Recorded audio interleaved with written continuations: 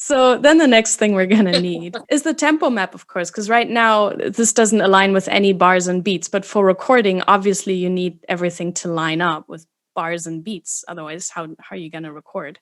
So you go into slip mode, click on one of the audio files, doesn't matter which one, because when you print stems, they all are the same length, ideally. That's how it should work. And then you go to import MIDI. So you will also have, there you can see, there's the MIDI file.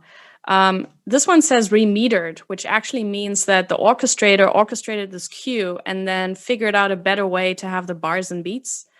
And so he gave me a new MIDI file with a new tempo map so that we record in the way that he notated the score.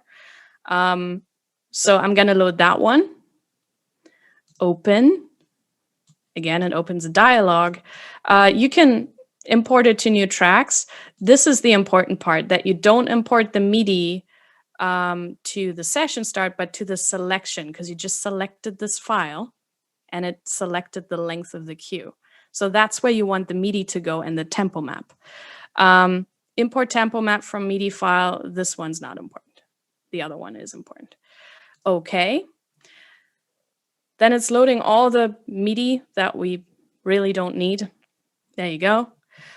You can instantly delete that. We just need the tempo map. Nobody needs your MIDI in there. So delete all of these tracks. Delete. But now if you look up here, you have the tempo map in there and the bars and beats. You can also clear out this.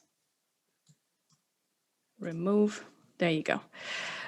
So all the MIDI is gone now, but this is really what we need. So if we zoom in now into the cue and we go to grid mode, you can actually see, let's go to bars and beats. There you go.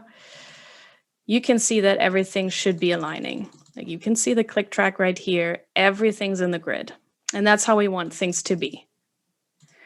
So at this point, you have all the crucial information in there, all the tempo changes, bar and beat changes. Up here, you can also see that bar 1 is now here. It's not at the session start. It's right where you imported the MIDI. This is where bar 1 is. So if now you send this off to the scoring stage and some mistake happens here or somewhere, then when you say, or when the conductor says, let's punch in at bar 7 and record from here, the engineer knows this is bar 7, and it's also bar 7 in the scores. This is very important, that this is exactly the same as the sheet music that the players are seeing. Otherwise, you're never going to be able to communicate.